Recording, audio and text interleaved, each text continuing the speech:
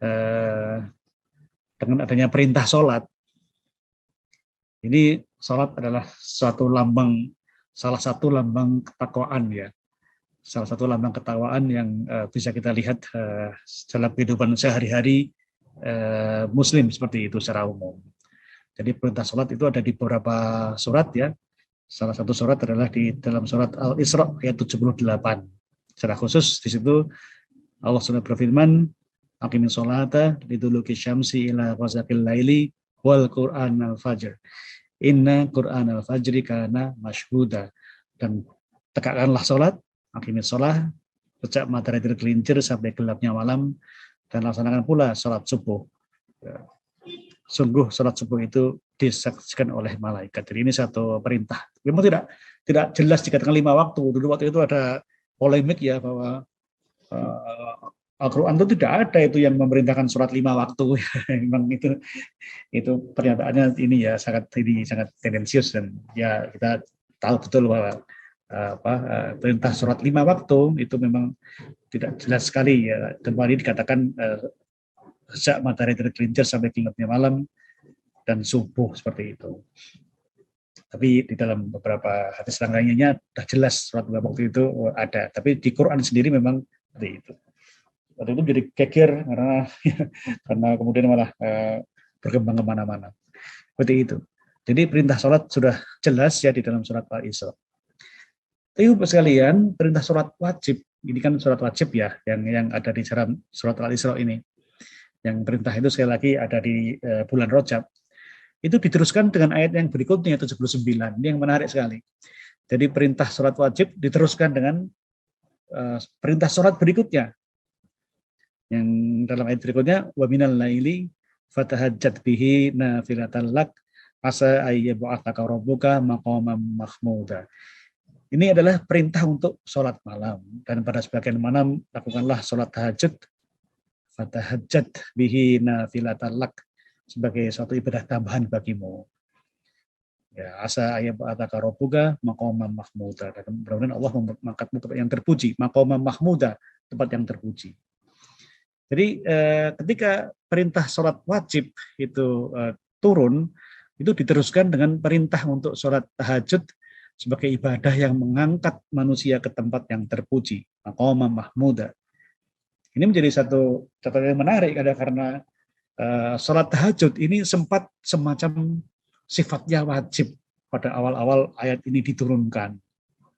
Ya, jadi ini awalnya ketika Rasulullah SAW masih berdakwah secara sembunyi-sembunyi di tempatnya Arqam waktu itu, sembunyi-sembunyi dan tidak banyak yang ikut, maka Rasulullah setiap malam yaitu sholat tahajud, setiap malam sholat tahajud.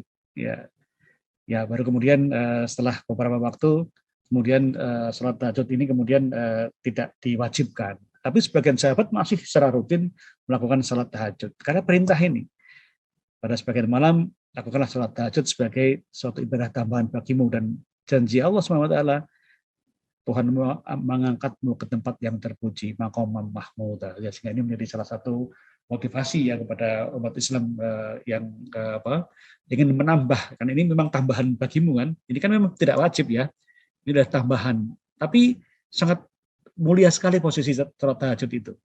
Ini yang kita ketahui. Kemudian sampai sekarang banyak di antara kita yang secara rutin melakukan sholat tahajud, ada yang terus-menerus, ada yang mungkin tidak terus-menerus tapi berselang-seling itu ya, tapi paling tidak berusaha untuk melakukan qiyamul lail ini.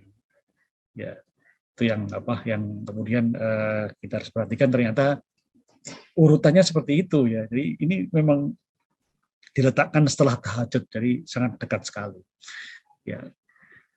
Ya, ini adalah perintah sholat yang akhirnya ujungnya adalah takwa, ketakwaan kita kepada Allah Subhanahu wa taala. Kemudian ya peristiwa kedua tadi disampaikan, pergantian arah kiblat itu dikisahkan dalam surat Al-Baqarah ayat 144 di situ ya. Jadi ada ayat yang panjang ini, tapi perintah untuk mengganti kiblat itu pada potongan ayat yang berikut ya. Jadi fawalli wajhaka syatral masjidil haram. Jadi maka hadapanlah wajahmu ke arah Masjidil Haram. itu turun ketika Rasulullah sedang sholat ya, mengimami para sahabat, sehingga langsunglah Rasulullah balik kanan, hampir balik kanan ya, karena dari menghadap utara barat ke selatan timur, jadi hampir hampir balik kanan itu ya, seperti itu ya. Dan ternyata perubahan arah kiblat itu tidak hanya dimaknai sebagai perubahan tata cara ibadah. Buat sekalian, begitu arah kiblat berubah ke Masjidil Haram, ternyata para sahabat itu juga mengikuti arah itu, dan ada perubahan-perubahan dalam kehidupan sehari-hari. Misalnya dalam tata letak rumah, tata letak ruang ya, yang tadinya ya musola itu menghadap, kemudian berubah sehingga berubahlah itu semuanya. Itu mengubah beberapa kehidupan di nanti, bagaimana cara orang sholat, sehingga nanti ada perubahan-perubahan ketika ruang makan, ruang tamu dan sebagainya waktu itu ya, itu berubah semuanya. Jadi pergantian arah kiblat itu sedikit banyak merubah ya kehidupan, tata hidup, tata kelola rumah tangga di antara para sahabat pada waktu itu, juga Rasulullah sendiri berubah karena hampir 180 derajat perubahannya seperti itu. Ini ada perubahan di situ yang kemudian memang ya semua perubahan itu memang harus menyesuaikan ya, tapi sahabat selalu mengikuti perubahan-perubahan itu, seperti ketika dikisahkan perintah untuk mengharamkan khamr ya, itu luar biasa perubahannya. Jadi kita membaca kisah mengenai perubahan perintah yang mengharamkan khamr itu, yang tadinya boleh menjadi haram. Itu ibaratnya ya kota itu kemudian banjir dengan khamr yang dibuang ya, dibuang semuanya ke jalan-jalanan, ke tempat-tempat itu, sehingga seluruh kota itu ya penuh dengan khamr seperti itu. Jadi itu adalah perubahan yang terjadi yang atas perintah Subhanahu wa taala, dan itu dilaksanakan dengan sangat konsisten, konsekuen oleh umat Islam. Ada pergantian arah kiblat, kemudian juga pergantian atau perintah jilbab waktu itu. Ketika perintah jilbab turun, maka para wanita berbondong-bondong menutupi jalabibihin ya, jadi menjilbabi, menutupi auratnya sampai ke bawah ya, sampai panjang itu ke bawah. Dan itu juga kisahnya itu juga kadang lucu juga ya, karena ada yang satu kisah menceritakan bahwa begitu ayat itu turun, maka para wanita itu mengambil alas tidur, mengambil penutup jendela, ya mengambil segala macam kain-kain yang ada ya, karena keterbatasan waktu itu. Kita jangan bayangkan waktu itu kain sudah demikian ada banyak di mana-mana. Tidak, kain terbatas ya. Tidak semua orang punya kain berlebih, sehingga ketika turun perintah untuk mengenakan jilbab, maka semua orang berbondong-bondong menggunakan kain yang ada di rumah itu ya, untuk digunakan sebagai jalabibin, untuk menutup auratnya itu. Ya seperti itu, mengubah tidak hanya dalam rangka ibadah dan sebagainya, tapi benar-benar mengubah tata perilaku, tata kehidupan masyarakat pada waktu itu. Ya, ada perubahan-perubahan yang didrive oleh perintah dari Allah Subhanahu wa taala. Ya, jadi kita melihat bahwa dua hal tadi ya, dari ketakwaan kita dan dari pergantian arah kiblat di bulan Rajab itu benar-benar menjadi suatu peristiwa yang ya banyak mengubah tata kehidupan masyarakat pada waktu itu. Nah, kemudian juga Rajab adalah peralihan ya, bulan peralihan ke bulan Ramadan. Ya, bulan perubahan atau peralihan. Di dalam bulan Rajab banyak menahan diri dari perbuatan buruk dan di banyak amalan. Kemudian nanti di bulan Sya'ban ini merupakan bulan melatih diri. Kita sudah ada di ujung bulan Rajab nih, besok hari Senin itu tanggal 27 Rajab, Maulid Nabi. Nah, itu kita libur tanggal 27 atau hari Senin. Kita sekarang tanggal 24 ya, di akhir bulan Rajab, dan sebentar lagi masuk bulan Sya'ban. Nah, kalau sudah Sya'ban ini memang ya banyak hadis yang menyuruh kita untuk melatih diri dan beramal sebanyak mungkin dalam rangka persiapan menghadapi bulan Ramadan. Banyak puasa, dan puasa-puasa di tempat tertentu seperti di pertengahan bulan Ayyamul Bid ya, itu sekitar tanggal 17-19 Maret kira-kira seperti itu. Jadi itu Kemudian ada juga puasa Ramadan, puasa wajib yang masih punya hutang segera dibayarkan. Ya, itu adalah rangkaian perubahan atau peralihan dari Rajab ke Sya'ban ke Ramadan. Itu selalu kita ingat-ingat karena menuju ke bulan yang mulia itu. Jadi biasanya kalau bulan-bulan ini sudah mulai ada itu, kita selalu diingatkan, didengungkan Ramadan kurang sekian hari gitu kan. Kalau kira-kira Ramadan itu sekitar tanggal 2 atau 3 April ya kita sekitar kurang 40 hari lah, atau kurang ya 39 hari seperti itu. Ramadan akan kurang 39 hari misalnya. Oh, Ramadan kurang 30 hari, itu mulai gitu, countdown gitu ya. Mulai countdown untuk menghadapi bulan Ramadan. Itu sudah mulai di bulan Rajab. Ya, bulan peralihan di situ ketika kita mulai berhati-hati dan mulai fokus ke arah pelaksanaan bulan Ramadan. Ya, itu yang jadi hal yang sangat menarik sekali. Ya, kita waspadai, kita awareness, kita menyadari bahwa kita sudah masuk mendekati ke bulan Ramadan.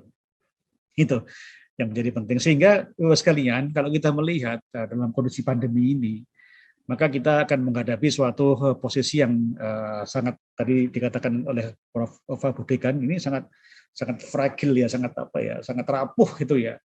Satu sisi sudah demikian jenuh hampir 2 tahun ya, sejak Maret 2020 sampai sekarang sudah akhir Februari 2022 kita menghadapi pandemi dengan segala keterbatasannya. Udah jenuh banget ini. Tapi di sisi lain kita juga masih ragu nih, jangan ini pandemi itu mau berakhir apa tidak sih, dan bagaimana kita harus menyikapi itu. Tentunya sebagai seorang yang berkecimpung dalam dunia kesehatan, ya kita ingat betul nih ya, kita pegang betul surat Al-Maidah 32 ini ya. Ini sangat penting sekali. Artinya adalah ayat yang mengingatkan betapa pembunuhan manusia adalah suatu kejahatan yang luar biasa, dan upaya untuk memelihara kehidupan itu adalah suatu amalan yang luar biasa pula. Jadi barang siapa yang membunuh seorang manusia bukan karena orang itu membunuh orang lain atau karena suatu pelanggaran yang memang berat ya, atau bukan karena membuat kerusakan di muka bumi, jadi membunuh kok hanya asal-asalan gitu, hanya iseng aja atau tanpa alasan yang kuat, maka seakan-akan dia telah membunuh manusia seluruhnya. Ini luar biasa sekali. Maka nama qatalan nafsa jami'a, seakan-akan dia membunuh manusia itu semuanya. Jadi bayangin aja dosanya itu kayak apa. Jadi kalau kita itu yang melihat, ya prihatin lah ya melihat sebagian dari umat Islam yang masih mempunyai pemikiran seperti itu ya, ngebom sana, membom sini, membunuh sini, dan tidak jelas siapa yang diperangi itu, tidak jelas itu karena alasan apa pembunuhan itu ya, maka dia seolah-olah membunuh manusia seluruhnya. Itu luar biasa, kejahatan yang sangat luar biasa. Membunuh manusia satu aja sudah kejahatan yang luar biasa, apalagi kalau membunuh manusia seluruhnya, itu tak tertanggungkan dosanya gitu ya. Atau sebaliknya yang kita kerjakan sebagai seorang yang berkecimpung dalam dunia kesehatan, dalam potongan ayat berikutnya, wa man ahyaha faka'annama ahyan nasa jami'a, inilah ya. Dan barang siapa yang memelihara kehidupan seorang manusia, maka seolah-olah dia telah memelihara kehidupan manusia semuanya. Jadi ibu sekalian yang ada di profesi kesehatan kedokteran, maka alhamdulillah ya, kita mempunyai profesi yang demikian mempunyai tempat yang sangat mulia. Profesi kita kan profesi yang memelihara kehidupan, menjaga kehidupan manusia. Ya. Kalau kita menjaga kehidupan manusia, di situ tidak dikatakan di ayat ini tidak ada kata-kata berhasil atau tidak ya. Jadi kita berusaha untuk memelihara kehidupan manusia, entah hasilnya apakah dia sembuh total atau sembuh dengan cacat, atau maaf mungkin ada sebagian yang tidak bisa sembuh dan meninggal, itu tidak ada ketentuan. Jadi apapun yang kita kerjakan, kalau kita memelihara, menjaga kehidupan manusia, maka seolah-olah dia telah memelihara kehidupan manusia semuanya. Ya, subhanallah, ini luar biasa.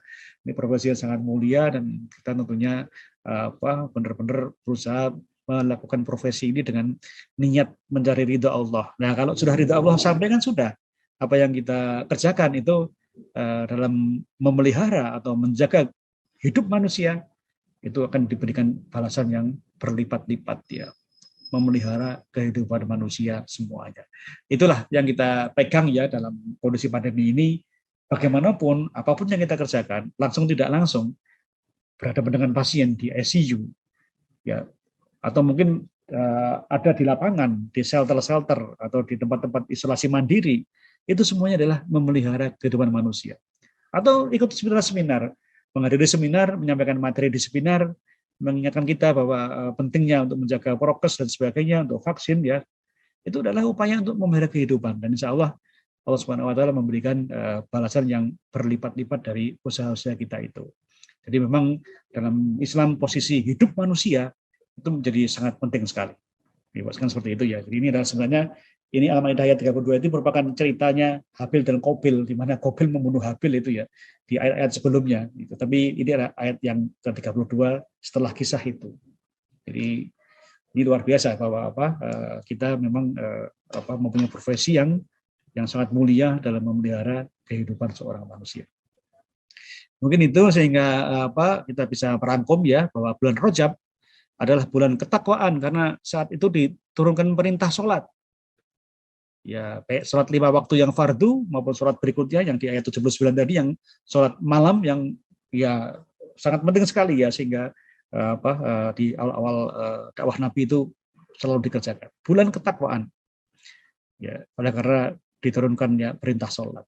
Dan takwa itu mempunyai beberapa makna ya secara umum adalah takwa itu menjalankan perintah Allah dan menjauhi larangannya. Tapi ketika Umar bin Khattab ditanya apa itu arti takwa, maka beliau menjawab, apakah Anda pernah berjalan di jalan yang penuh dengan onak dan duri, ya penuh dengan halangan? Iya pernah. Apa yang dikerjakan? Kalau kita berjalan di suatu jalan yang penuh onak dan duri, maka kita akan berjalan dengan hati-hati, sangat berhati-hati supaya kaki kita tidak menginjak onak dan duri itu. Maka Umar berkata, itulah takwa. Jadi orang yang berhati-hati, itulah sebenarnya sebagian atau salah satu dari definisi takwa ada di situ. Jadi kalau kita berhati-hati dalam pandemi, menjaga diri, menjaga prokes, vaksinasi dan sebagainya, maka insya Allah itulah bagian dari ketakwaan, dari kehati-hatian kita ya dalam menjalani hidup di suasana pandemi. Kemudian Rajab adalah bulan perubahan juga, jadi perubahan yang diwakili dengan perubahan arah kiblat tadi yang mengubah tata cara ibadah, tapi juga mengubah tata hidup sebagian tata hidup dari umat Islam pada waktu itu. Itu satu keniscayaan, itu berubah. Nah, mungkin perubahan itu karena perintah Allah Subhanahu Wa Taala untuk mengubah kiblat, tapi perubahan juga bisa terjadi karena kehendak alam, kehendak Allah Subhanahu Wa Taala melalui alam yang berubah. Nah, ini adalah alam yang berubah karena adanya pandemi COVID-19. Mungkin alam yang berubah karena gunung meletus atau alam yang berubah karena gempa bumi ya. Dan seterusnya itu adalah perubahan-perubahan yang kita hadapi yang niscaya terjadi. Seperti itu. Jadi ini yang kita pahami seperti itu sehingga ini keniscayaan, perubahan yang keniscayaan. Kemudian adalah bulan persiapan. Ya, era baru ini persiapan transisi ya ke Sya'ban, ke Ramadan, sehingga kita melihat bahwa bulan Rajab ini kita diingatkan, selalu warning, kita akan bersiap-siap. Kita bersiap-siap menuju ke kehidupan yang berbeda dengan kehidupan yang lalu. Ya, jadi ketika turun perintah untuk mengganti kiblat, turun perintah untuk jilbab, turun perintah untuk yang lainnya untuk menutup aurat ya, untuk yang lainnya, maka itu akan kemudian menjadi suatu era baru, tahapan harapan baru di sana dan seterusnya. Itu yang berbeda dari era sebelumnya. Jadi itu yang kemudian menjadi perhatian kita, Bapak sekalian. Mungkin itulah yang kita maknai bahwa Rajab ini adalah bulan-bulan yang perlu kita jalani bersama dengan penuh ketakwaan dan kehati-hatian tadi dalam rangka kita berproses ke tahap-tahap berikutnya seperti itu. Ya mungkin itu yang bisa kita sampaikan ya, sehingga yang terakhir ini adalah dalam rangka menyongsong ya era new normal, maka salah satu ulama menyampaikan perlunya rasionalitas dan religiusitas. Ini luar biasa ini. Saya membaca artikel ini dalam sekali maknanya. Artinya apa? Dalam tulis kalian ya, dalam menyongsong era new normal tetap rasional. Kita tetap lihat kurva harian COVID ini seperti apa. Kita rasional. Kalau COVID tinggi sekali, kita hati-hati sekali. Kemarin itu COVID di Jogja itu rekor ya 2.800 kasus sehari. 2.800. Kita tidak tahu apakah di Jogja ini sudah puncak atau belum. Apakah nanti akan tembus 3.000 atau 4.000 itu. Kita rasional kita bahwa dengan COVID setinggi itu ya kita tetap harus hati-hati. Ya, mentang-mentang misalnya merasa tidak punya komorbid misalnya ya, kemudian agak sembrono tidak boleh. Tetap kita harus berhati-hati ya, karena memang kita harus rasional bahwa harus vaksin ya itu rasional kita seperti itu. Ya, kalau kita mengatakan evidence based medicine ya inilah evidence based paling tinggi yang saat ini yang bisa kita kerjakan, vaksin itu. Itu kita kerjakan juga. Protokol kesehatan jelas. Semua mengatakan bahwa protokol ini layer atau lapisan yang sangat kuat ya untuk mencegah penularan COVID-19. Yang kita katakan sebagai 5M itu. Kita rasional dan kita selalu riset untuk mengetahui lebih jauh lagi mengenai patofisiologi, patogenesis dari coronavirus. Itu adalah rasionalitas kita seperti itu. Tapi juga kita harus ada aspek religius juga bahwa kita berusaha tapi Allah yang menentukan, kita harus paham betul seperti itu. Jadi kita mengetahui betul usaha kita harus maksimal ya, secara rasional, tapi kita juga harus ingat bahwa apa-apa yang ada di dunia ini tidak satupun air itu menetes ya kecuali Allah Subhanahu wa taala tahu semuanya dan atas kehendak Allah Subhanahu wa taala. Itu kita harus yakin itu. Jadi bahwa kapan pandemi Covid ini berakhir ya kira-kira mau kapan, mau segera atau masih menunggu waktu lagi, tidak bisa, kita bisa prediksi ya, mungkin mudah-mudahan gitu ya. Kita prediksi seperti itu. Tapi kita benar tidak tahu ya, apakah akhir tahun 2022 sudah benar-benar habis atau mungkin muncul varian lagi ini, wah ini kita nggak tahu. Ini Allah yang tahu, ilmunya yang Allah yang tahu. Kita hanya prediksi-prediksi berdasarkan evidence data yang kita miliki seperti itu. Sehingga sekali lagi bahwa di samping rasionalitas knowledge kita juga harus ingat bahwa ada hal-hal yang tidak bisa atau yang belum kita ketahui itu. Kita belum tahu secara mendalam sehingga kita harus menyadari bahwa ada kekuatan yang lebih yang ada di atas kita. Ya mungkin itu yang bisa kami sampaikan. Sekali lagi terima kasih atas perhatiannya. Mohon maaf sekali kalau masih banyak kurang dan salahnya dan masih banyak yang tidak pada tempatnya. Kami mohon nanti kritik dan saran-saran dari Bapak Ibu semuanya. Ya terima kasih. Kita akhiri wabillahi taufiq wal hidayah. Akhirul kalam. Wassalamualaikum warahmatullahi wabarakatuh. Waalaikumsalam warahmatullahi wabarakatuh. Terima kasih kepada Dr. Hamim. Ini kami yang mendapat panduan dari penyusun acara. Setelah ini, sebelum kita tutup acara pada siang hari ini, monggo Dr. Hamim dipersilakan untuk memimpin doa bersama-sama supaya kita semua diberi tambahan ilmu, ketakwaan, dan kekuatan dan semangat dalam karya-karya kita mendatang. Ya, terima kasih Dr. Bayu. Ibu sekalian, pada kita bersama berdoa. Sebelumnya marilah kita bersama-sama membaca Al-Fatihah. A'udzubillahi minasyaitonirrajim. Bismillahirrahmanirrahim. Alhamdulillahirabbil alamin. Arrahmanirrahim. Maliki yaumiddin.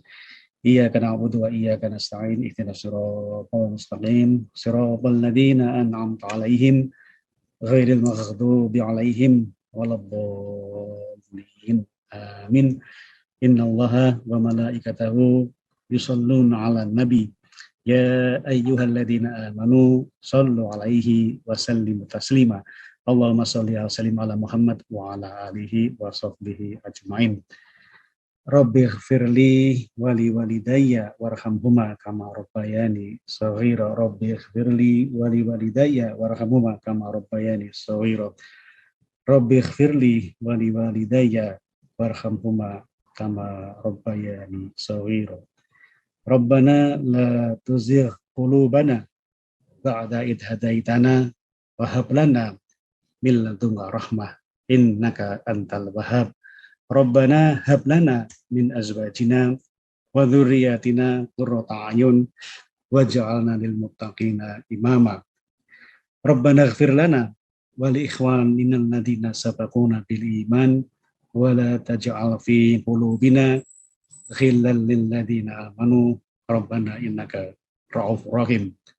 Ya Allah, ya Tuhan kami semua segenap sivitas akademika Fakultas Kedokteran Kesehatan Masyarakat dan Keperawatan Universitas Gadjah Mada pada hari ini bersama-sama menghadap untuk berdoa kepadamu ya Allah, ya Tuhan kami, di sela-sela kesibukan kami, di saat banyak kegiatan kami yang mungkin tidak sesuai dengan apa yang Kau perintahkan, di tengah-tengah demikian banyak perbuatan-perbuatan kami yang masih keliru dan salah, maka izinkanlah kami menyampaikan permohonan kepadamu ya Allah.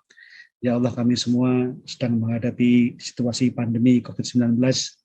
Ya Allah, berikanlah kepada kami kekuatan untuk menghadapi pandemi ini sampai akhir nantinya. Ya Allah, ya Tuhan kami, berikanlah kesabaran dan juga ilmu bagaimana caranya menghadapi pandemi ini ya Allah. Berikanlah juga kekuatan kepada para pemimpin kami, berikanlah kekuatan kepada segenap saudara-saudara kami, kepada keluarga kami, kepada sahabat kami untuk menghadapi pandemi ini agar semuanya segera berakhir. Ya Allah, dan kami sebentar lagi Fakultas Kedokteran dan Kesehatan Masyarakat dan Keperawatan akan memperingati ulang tahun yang ke-76. Ya Allah, berikanlah kelancaran dan juga kemudahan dalam melaksanakan berbagai kegiatan menyambut ulang tahun fakultas kami, dan berikanlah juga manfaat fakultas ini, seluruh kegiatan fakultas ini untuk menjadi manfaat yang paling besar untuk masyarakat yang ada di sekitar kami. Rabbana atina fid dunya hasanah wa fil akhirati hasanah wa qina adzabannar. Subhana rabbika rabbil izzati amma yasifun. Wassalamu ala mursalin walhamdulillahirabbil alamin. Ya, terima kasih. Assalamualaikum warahmatullahi wabarakatuh. Alhamdulillah, dengan demikian berakhir sudah sesi siraman rohani kita pada siang hari ini. Pasinaon piwulang luhur sesi ke-10. Terima kasih kepada Dr. Hamim, Bapak Ibu sekalian yang hadir. Banyak sekali hal yang telah kita pelajari pada forum siang hari ini. Di antaranya adalah keutamaan Rajab, banyak perintah baru untuk beribadah pada bulan Rajab ini, untuk memelihara kehidupan manusia yang kita lakukan sehari-hari. Mudah-mudahan semua hal yang duniawi yang kita lakukan itu diniatkan untuk kita lakukan sebagai ibadah, hingga kita belajar tadi bagaimana mengatasi hoak yang masuk via Zoom kita tadi. Demikian akhirul kalam. Subhanakallahumma wa bihamdika asyhadu an la ilaha illa anta astaghfiruka wa atubu ilaik. Assalamualaikum warahmatullahi wabarakatuh. Terima kasih atas kehadirannya. Selamat berkarya dan melanjutkan kegiatan bagi Bapak Ibu sekalian. Ya, terima kasih semuanya. Matur nuwun Pak Hamim, Pak Bayu. Sudah matur nuwun sangat. Dr. Bayu, terima kasih. Sampai ketemu di depan. Ketemu lagi. Ya, assalamualaikum. Waalaikumsalam warahmatullahi wabarakatuh.